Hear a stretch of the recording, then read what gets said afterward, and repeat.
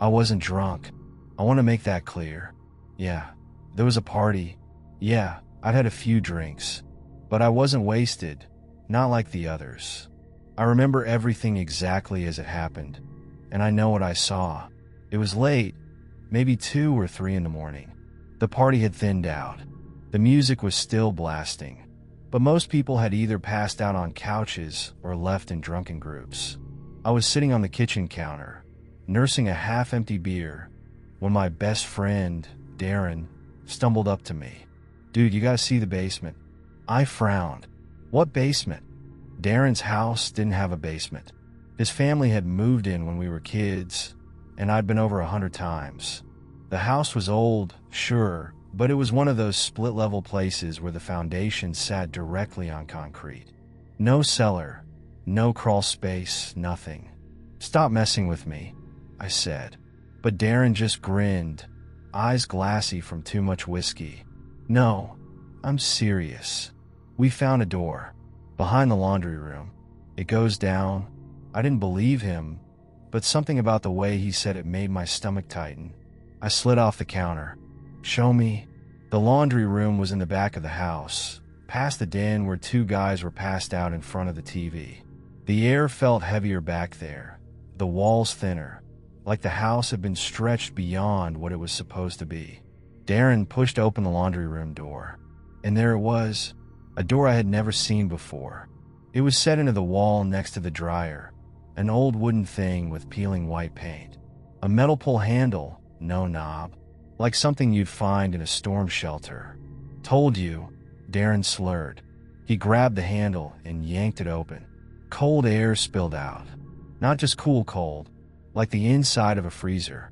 The concrete floor ended at a wooden staircase, old and splintered, leading down into darkness. Something smelled down there. Not rot, not mildew, something else.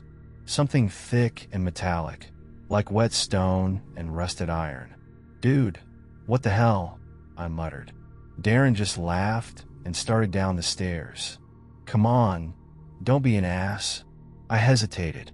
Every part of me was screaming to shut the door, forget this existed. But I couldn't let Darren go down there alone.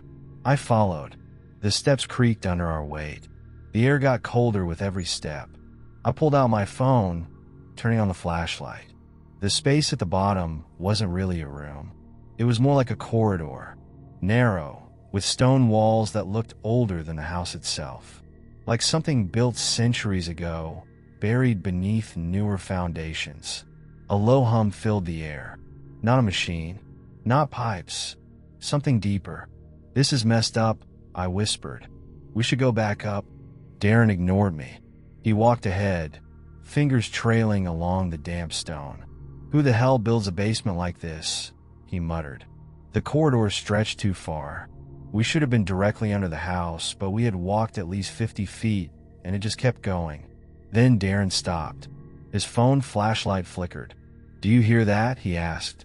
At first I didn't. Just the hum. Then, a whisper. I couldn't make out the words. It was soft, breathy, like someone standing just out of sight. Darren turned to me, grinning like an idiot. "Dude, this is some horror movie shit." Then his flashlight went out. Total darkness. I spun around, pointing my phone back toward the stairs.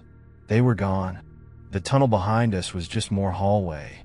No steps. No door. Just endless stone stretching back into the dark. My stomach twisted. "Darren."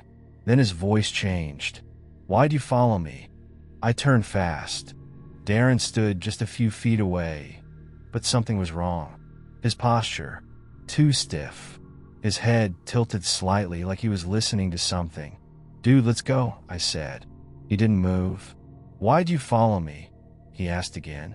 My mouth went dry. It wasn't his voice anymore. It sounded almost like him, but stretched, warped, like something else was speaking through him. Then, a hand touched my shoulder. I spun, swinging blindly, but there was nothing there. When I turned back, Darren was closer. Too close. His grin stretched too wide. "We shouldn't be here," he whispered. Then the light came back. The basement was gone. Darren and I were back in the laundry room, standing in front of the closed door. The air was warm again. The heavy, wet smell was gone, like it had never been there at all. Darren blinked. His face changed. He looked normal. "Dude," I said, voice shaky. He looked at me, confused. "What?" "The basement," I said. You were acting weird." And then Darren frowned. "What basement?" I stared at him, then at the door. It wasn't there anymore. Just a blank wall. The space next to the dryer was seamless, covered in the same ugly yellow wallpaper as the rest of the laundry room. No frame, no pull handle, no basement. I bolted out of there, pushing past Darren, heart slamming in my chest. The party was still going, people laughing, music blasting, like nothing had happened. I grabbed a beer and downed half of it in one gulp. Out of the corner of my eye, I saw Darren walking through the party, laughing with some girl like everything was normal, like he didn't just lead me somewhere we weren't supposed to go. And when he looked at me across the room, for just a second, I swear to God, he wasn't the one looking back. Nobody used the old tunnel anymore. It stretched beneath the hills on the outskirts of town, an abandoned remnant of a railway project that had died decades ago. The tracks had long since rusted away, leaving behind nothing but a hollow, yawning mouth carved into the rock. They called it Widow's Tunnel. No one remembered where the name came from. Some said it was because the construction had cost several workers their lives. Others claimed it was because those who entered often didn't come back the same, or at all. Ethan had heard all the stories. Growing up, kids dared each other to step inside, to walk as far as they could before the darkness swallowed them. Most only lasted a few seconds. A few brave idiots made it halfway before their nerve broke. No one had ever reached the end. Ethan wanted to change that. It was stupid. He knew that. But after a night of cheap beer and bad decisions, he and his friends found themselves standing in front of the tunnel's entrance, flashlights cutting through the damp air. "Come on, it's just a hole in the ground," Ethan said, trying to sound casual. "Yeah? Then you go first." Ethan smirked. He wasn't afraid of the dark. He stepped forward, the gravel crunching beneath his boots. The air was cold, colder than it should have been. His breath curled in the dim glow of his flashlight as he moved deeper, his friends following reluctantly behind. The tunnel ate sound. Their footsteps should have echoed, but they didn't.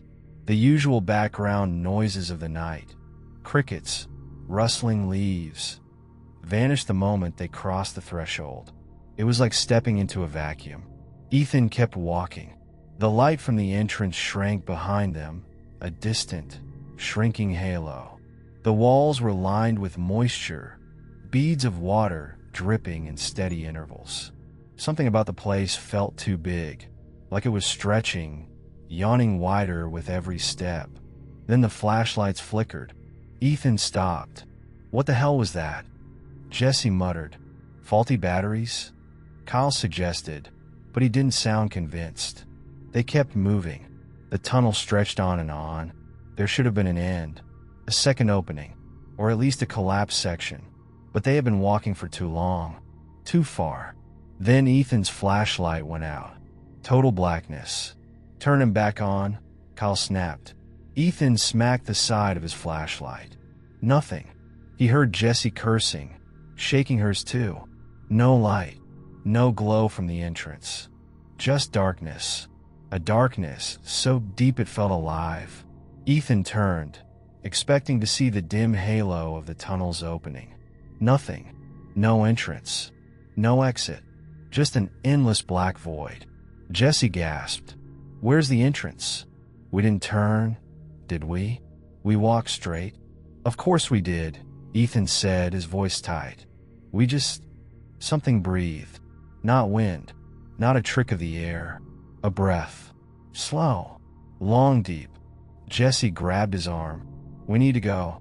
Now." Ethan turned, trying to orient himself. Which way had they come from? His mind blurred, disoriented. as if the tunnel had twisted around them when they weren't looking. Then, a flashlight snapped back on. Not theirs. Further ahead, a dull, yellowish glow, barely illuminating a silhouette. Someone was standing in the tunnel, not facing them, facing the wall. They weren't moving. "Hello," Kyle called, his voice barely above a whisper. The figure twitched. The flashlight it held flickered. Then the figure turned and started running toward them. Ethan didn't think. He grabbed Jesse and Kyle and ran. Their flashlights sputtered back to life as they sprinted, revealing the uneven ground, the jagged walls. Ethan's lungs burned, but he didn't stop. The tunnel felt longer now, stretching, distorting. Then, a light. The entrance. It was back. They burst into the night air, collapsing onto the gravel. The tunnel behind them was empty. Nothing chased them. No shadow. No figure. Just silence. Then the flashlights flickered again. For a second, just a second, Ethan saw something watching. Not from inside the tunnel. From the trees. It stood at the edge of the forest, barely visible in the dark. Tall, unmoving, holding a flashlight. It flickered once, twice. Then it turned off. And when Ethan blinked, it was gone. They never spoke about the tunnel again. But sometimes, at night, when Ethan was driving down empty roads, his headlights would catch something in the distance. A flickering light, waiting. There's a stretch of highway in the Midwest that feels untouched by time. Long, desolate roads stretch for miles, flanked by endless fields and clusters of skeletal trees. It's the kind of place where your radio cuts out, your GPS glitches, and the horizon seems to stretch unnaturally far. Somewhere along this highway, tucked away behind a rusted gas station, sits a motel known simply as the Hollow. It doesn't show up on maps, no online reviews, no records of its construction, but it's always there, sitting in a permanent state of dusk, its neon vacancy sign buzzing weakly in the cold air. Travelers who stop there often have no recollection of choosing it. They just find themselves pulling into the cracked parking lot, the dull glow of the office light inviting them in like a lighthouse for the lost. Daniel and his girlfriend, Lucy, were two of those travelers. They had been driving for nearly 10 hours straight, their road trip plagued by bad weather, wrong turns, and an ever-dwindling gas tank. When they saw the Hollow, it felt like salvation. The man at the front desk was an older guy with sunken eyes and a slow, deliberate way of speaking. He slid the room key across the counter without asking their names or taking any payment. "Just one night," he murmured. Daniel frowned. "Wait, don't you need a credit card or something?" The man shook his head. "Just one night," he repeated, and went back to watching a static-filled TV behind the desk. Lucy gave Daniel a weary glance, but exhaustion outweighed suspicion. They took the key and made their way down the eerily silent corridor. The room was simple: 2 beds, a TV, and a bathroom with a flickering light. But something felt off. The air was thick, heavy, like a sealed basement. And then there was the mirror. It stretched from floor to ceiling across the opposite wall, reflecting the entire room in unnerving clarity. "I hate mirrors in motel rooms," Lucy muttered, pulling her hoodie tighter around her. Daniel laughed, trying to lighten the mood. "What, scared of a little Bloody Mary?" Lucy didn't laugh. They locked the door, drew the blinds, and climbed into bed. But sleep didn't come easily. At 2:13 a.m., Daniel woke up. Something was off. The room felt wrong. He could hear a faint tapping, rhythmic and deliberate. At first, he thought it was the heater, but then he realized it was coming from the mirror. He sat up. The tapping stopped. Lucy stirred beside him. "What is it?" she mumbled, still half asleep. "I thought I heard something," he whispered. Lucy groaned and rolled over. Daniel stared at the mirror for a long moment. but saw nothing unusual. The room was just a room. With a sigh, he lay back down and forced himself to sleep. At 3:46 a.m., Lucy woke up screaming. Daniel jolted upright, heart pounding. She was pressed against the headboard, pointing at the mirror. Daniel, her voice trembled. "Look."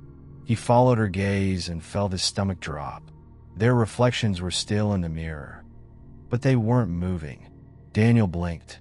His reflection remained frozen, staring back at him with hollow eyes.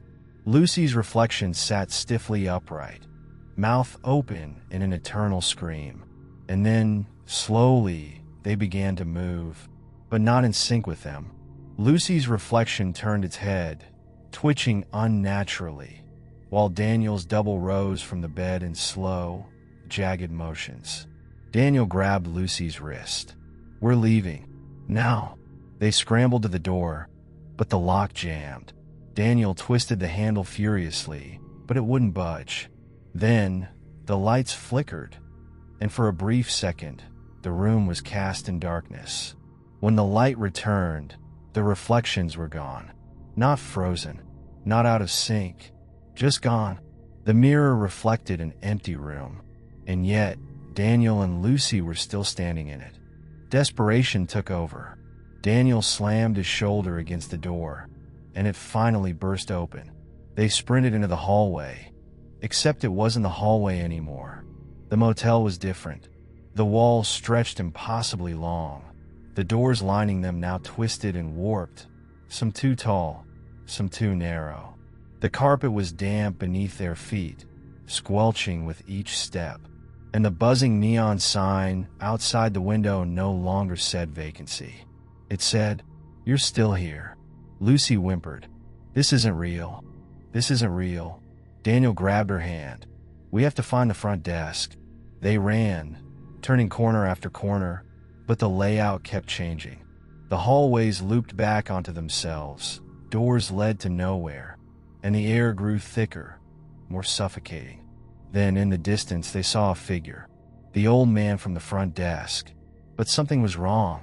His mouth hung open, far too wide, as if unhinged. His arms dangled at his sides, limp and unnatural. "You should have stayed," he rasped. And then he took a step forward. Daniel didn't wait. He yanked Lucy into the closest door, slamming it shut behind them. They were back in their room, except the mirror was missing. A faint whispering filled the air. "Step inside. Come closer. We need more guests." Daniel turned to Lucy, but she wasn't looking at him. She was looking at the closet. The door was slightly ajar. Inside, a mirror. The only thing reflected in it was their empty room. And yet, somehow, both of them knew if they stepped in front of it, their reflections would be waiting. Daniel grabbed Lucy's hand and backed toward the door. "Don't look. Don't listen. Just move." They ran. They didn't stop running until they burst outside into the cold night air. The car was there, exactly where they left it. The motel, untouched, its neon sign flickering silently in the darkness. They drove. Fast, never looking back. The Hollow Motel didn't show up on their GPS the next day. No record of it existed. But as they refueled at a gas station miles away, Lucy gasped. Daniel followed her gaze to the station's security mirror. Their reflections weren't moving. Nathan had always loved the sea. He grew up near the coast, spent summers fishing with his grandfather, and eventually took a job maintaining old lighthouses along the eastern shoreline. He wasn't afraid of isolation. In fact, he preferred it. So when he was offered a 3-month contract to oversee maintenance on Black Harbor Lighthouse, he didn't hesitate. It was an old, abandoned structure, built in the late 1800s and left to decay after the coastline was deemed too treacherous for ships. The tower stood alone on a crumbling rock formation, only accessible by a narrow strip of land that vanished during high tide. There were stories, of course. Fishermen spoke of strange lights in the windows, of voices carried on the wind. Some swore that the beacon still flickered to life on stormy nights, even though its power had been cut off decades ago. Nathan didn't believe in ghost stories. The first few days were uneventful. The lighthouse was in worse shape than he expected. Rusted stairwells, rotting wood, salt-eaten walls. His job was mostly documentation. He sent progress reports via radio, took photographs, noted structural weaknesses. He spent his nights reading, listening to the waves crash against the rocks. But something felt off. It wasn't just the isolation. It was the silence. The wind never seemed to howl quite the way it should. The waves, though violent, never sounded real. He realized it on his third night, sitting in the keeper's quarters with his notebook open. The ocean's roar came in perfect intervals, like a looped recording. He stood, walked to the window. The sea stretched endlessly in every direction, but he couldn't shake the feeling that it wasn't really there. Then came the knocking. 3 slow, deliberate taps. Nathan froze. The sound had come from inside the lighthouse, from the heavy, rusted hatch leading up to the lantern room. He hadn't been up there yet. The stairs were unstable, and there was no reason to risk it. He waited, heart pounding. Another 3 knocks. He grabbed his flashlight. It had to be the wind, or maybe an animal had gotten inside. He climbed the spiral staircase carefully, his footsteps echoing in the hollow tower. The hatch was closed, rusted shut, no footprints in the dust, no signs of entry. But then he noticed something else. The lantern wasn't cold. It should have been freezing, untouched for years. But it was warm, like it had been burning just moments ago. Nathan didn't sleep that night. The next morning, he radioed in, told his supervisor about the noises, the warmth. He expected skepticism, maybe amusement. Instead, there was silence. Then a click. "Leave. Now." Nathan frowned. "What? I just got here. Pack your things and leave before dark. I can't just abandon the job." The radio went dead. Nathan spent the next few hours debating what to do. He wasn't scared. At least, that's what he told himself. But the unease had settled deep in his bones. Something about the lighthouse felt wrong. And then, as the sun began to dip below the horizon, he saw it. A light, faint at first, barely noticeable against the twilight sky. But then it grew stronger, cutting through the darkness like a knife. The lighthouse was lit.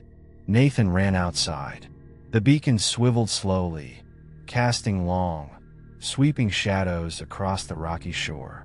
It moved with purpose, its beams settling on the water. And that's when he saw them, figures standing ankle-deep in the surf, pale, unmoving. Dozens of them, faces turned toward the light. Their mouths were open, but no sound came out. Nathan's breath hitched. The light shifted again, its glow sweeping across the shore. And suddenly, they were closer. No splashing, no movement, just closer. He staggered backward, heart pounding. The lighthouse groaned behind him, its ancient walls trembling. The air grew thick, electric, charged with something beyond his understanding. The beacon flickered. The figures took another step. Nathan turned and ran. He didn't stop to pack, didn't stop to lock the door. He sprinted across the narrow land bridge, ignoring the jagged rocks that tore at his boots. The tide was rising, salt water licking at his heels. As he reached the mainland, he chanced one last look over his shoulder. The light was gone. The lighthouse stood in perfect darkness, its beacon extinguished. And the figures, they were standing where he had just been. The next morning, Nathan's supervisor called. "We lost contact with you last night. Are you safe?" Nathan hesitated. "Yeah, I left." A long pause. "Good. No one lasts more than 3 nights out there." Nathan swallowed. "What happens if they do?" Static crackled through the radio. "We don't know. No one's ever made it past the 4th. Riley didn't even remember pulling into the parking lot. One moment, she and her boyfriend, Mark, we're cruising down an empty stretch of road, trying to make it to the next city before midnight. The next, they were idling in front of a roadside motel, its neon sign humming weakly against the dark. They weren't tired. They hadn't been looking for a place to stop. And yet, somehow, they were here. Mark turned to her, confused. Did we take a wrong turn? Riley shook her head. I don't even remember stopping the car. Mark hesitated, then shrugged. Well, we're here now. Might as well check in. Something about that logic felt wrong, but Riley couldn't put her finger on why. The lobby smelled like dust and old wood. A single lamp flickered on the counter, casting weak shadows against the peeling wallpaper. A man stood behind the desk. Tall, gaunt, his face stretched too tight over sharp bones. He watched them with dark, sunken eyes, his mouth curled into something that might have been a smile. Room for two. His voice was thick, slow, as if it had to travel through molasses before reaching the air. Riley wanted to say no. She wanted to turn around, grab Mark, and drive until the motel was nothing but a forgotten smudge in the rearview mirror. But instead, she nodded. The key was cold when she took it. Room 207. The hallway was wrong. The ceiling felt too low. The walls leaned inward, just slightly, like the motel was inhaling. The carpet was a dull red, threadbare, damp in some places. Every door looked the same, except for theirs. 207's door was scratched. Deep gouges ran along the wood, uneven and jagged, as if someone had dragged something sharp across its surface. Mark didn't seem to notice. He unlocked the door and stepped inside without hesitation. Riley followed, stomach twisting. The room was normal. Bed, dresser, outdated TV. A bathroom in the corner, door slightly ajar. But something was missing. She frowned, scanning the space.